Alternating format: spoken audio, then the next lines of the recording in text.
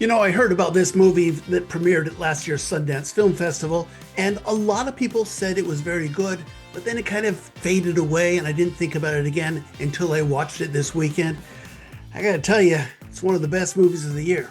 Hey everybody, I'm Sean McBride, the movie guy, and today let's talk about Train Dreams. There were once passageways to the old world. And even though that old world is gone, you can still feel the echo of it. We just cut down trees that have been here for 500 years. Every thread we pull affects the design of things. Based on Dennis Johnson's novella, Train Dreams is a quiet story of one man living in rural Idaho in the 1920s. Joel Edgerton stars as Robert, the man who is working as a railroad laborer and as a logger.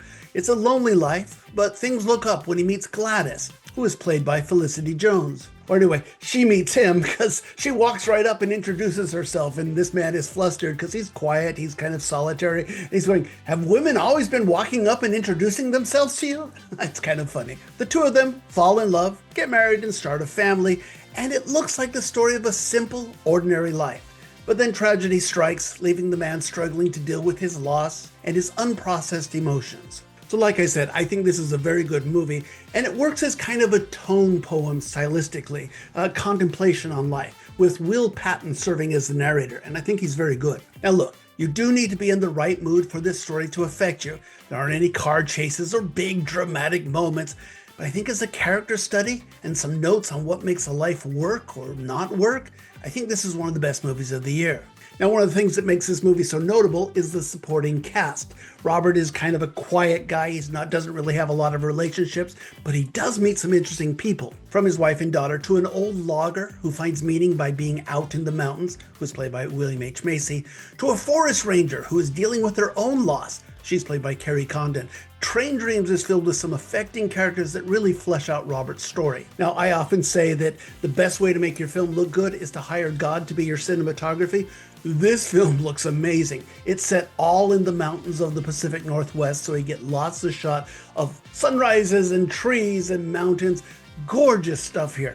I'm not sure you can see this in movie theaters anymore, but if you do watch this on Netflix, make sure you see it on the biggest screen possible. It's just a gorgeous film. I'm also a big fan of the music of this movie here. The score is done by Bryce Dessner. He's the guy from The National, and it's quiet, and it gets into you and kind of urges you along with the movie. I think it's really well done.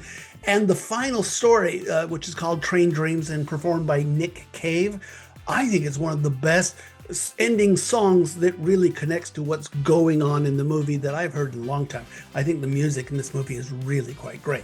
So look, like I'm saying, I think this is a wonderful film. It's a story about love and loss. It's a story, rumination on quiet masculine dignity, what makes a life worthwhile. It really gets you thinking. Once again, I don't think it's a film that's going to appeal to people who are interested in car chases and that sort of thing, because it's so quiet. But I just think if you're in the right mood for this, if you like films that are ruminations on human lives, I think this is wonderful. Not only, like I said, one of the best films of the year. I give Train Dreams 3.5 stars out of 4. I'll tell you right now, this is going to be on my top 10 list. I think it's that good. It may be in my top 5 list, actually. So, really good movie. I wish I'd known that this was playing in theaters, because it did play in some major cities here. Not anymore, but if you ever got the chance to see it in the theater, it would have been worth it. But certainly watch this on Netflix.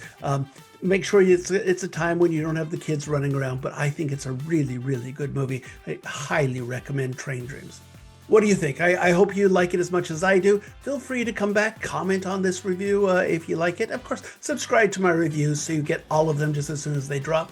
And check out my podcast. It's called Two Movie Guys. And every week, my friend Joe Fryer and I get together and we talk about all of the week's big new movie releases. Just look for Two Movie Guys wherever you get your podcasts. Okay, so the Thanksgiving holiday is coming up, and that means good, big blockbuster movies. Although it is interesting, Wicked for Good opened the week before, so that's probably going to be the big one. But we've got Zootopia too, and a fun little movie we'll talk about next called Eternity. See you then. Bye.